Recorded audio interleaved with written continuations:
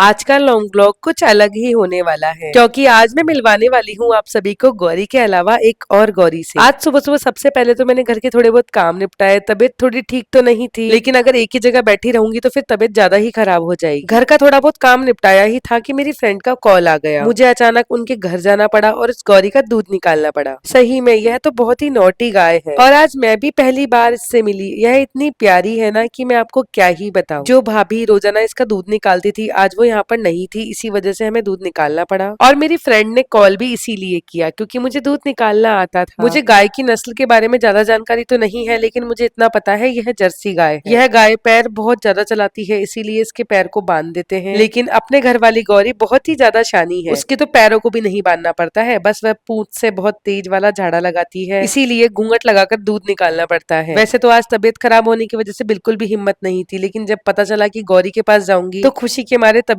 थोड़ी सी ठीक भी हो गई थी। यह सब लोग इसके आसपास की मक्खियां उड़ा रहे हैं जिससे यह आराम से दूध दे दे। और एक बार के लिए तो यह बहुत तेज उछल गई थी, इसीलिए हमने जो दूध की भरी हुई बाल्टी थी उसको अलग रखा और दूसरी बाल्टी लगाई। गौरी से मिलने के बाद घर पर आई और घर पर आकर सबसे पहले नहाई। आप सभी कमेंट करके जरूर बताइएगा कि आपको गौरी कैसी लगी। बहुत सारे कमेंट्स आ रहे थे कि जो गाँव वाली दादी माँ है वो आपकी क्या लगती है, कैसे आपका रिश्ता है उनसे। साफ शब्दों में मैं आपको बता देती हूँ, वो दादाजी की चाची जी लगती हैं और मेरी अम्मा की चाची सांस लगती हैं। उनको गए हुए 2 दिन हो गए और आज तीसरा दिन है। नहाकर भगवान जी को प्रणाम किया और सभी स्वस्थ रहें यही मनोकामना मैंने भगवान जी से मांगी। आज तीसरे की बैठक में गाँव जाना था, इसीलिए सूट भी तैयार करके रखा, लेकिन बॉडी में बिल्कुल भी जान नहीं थी और फिर तबीयत भी थोड़ी खराब होने की वजह से सभी घर वालों को गाँव भेजा और खुद ने आराम किया। और मैं सुबह की सोई हुई शाम तक सोती ही रही, मुझे पता ही नहीं चला कब शाम हो गई। शाम तक पूरे घर में अंधेरा हो गया। सही में मेरी तबीयत जल्दी से तो खराब नहीं होती है, लेकिन इस बार बुखार बहुत ज्यादा रही और बुखार के साथ साथ बदन भी बहुत ज्यादा टूट रहा था। आप सभी भी अपना ध्यान रखिएगा क्योंकि मौसम बदल रहा है और यह बदलता हुआ मौसम जल्दी से सभी को बीमार कर देता है। गाँव ना जाकर मैंने रेस्ट किया क्योंकि अगर ठीक रही तो कल उठकर और भी काम कर पाऊंगी, और अगर ज्यादा बीमार हो जाएंगे तो ज्यादा समस्या बढ़ जाएगी। शाम को जब आंख खुली तो अंधेरा हो रखा था पूरे घर में, तो सबसे पहले मैंने लाइट जलाई और थोड़ी देर बाद तो अम्मा भी घर पर आ गई थी। अम्मा से बातें करने लगी, अम्मा से बस बार बार यही पूछ रही थी कि आपकी तबीयत तो ठीक है ना। मन में एक अलग ही डर लग रहा था कि कहीं अम्मा बीमार ना पड़ जाए, लेकिन अम्मा मुझे यही बोल रही थी कि मेरी तबीयत ठीक है। दादाजी और अम्मा ने खाना खा लिया था, सिर्फ मैं ही रही थी जिसने खाना नहीं खाया अभी तक। मेरा तो खाना खाने का मन भी नहीं था। अम्मा के लिए पानी की बोतल भर के रखी और फिर मैंने अम्मा के कहने से एक रोटी खाई, बिना घी की एक रोटी और दाल। आज तो यह एक रोटी भी बहुत भारी लग रही थी और अमन जी को भी बहुत ज्यादा फिक्र हो रही थी कि आज मेरी तबीयत ज्यादा ही खराब है। खाना खाकर मैंने दवाई ली और सही बता रही हूँ, दवाई लेना मुझे सबसे मुश्किल काम लगता है। पानी के साथ साथ दवाई बस पेट में चली जानी चाहिए, और अगर थोड़ी सी भी वो मुंह में घुल जाती है ना तो जी इतना खराब हो जाता है कि मैं क्या ही बताऊं। मुझे दवाई लेना सबसे ज्यादा मुश्किल टास्क लगता है। खांसी की दवाई मैंने नहीं ली,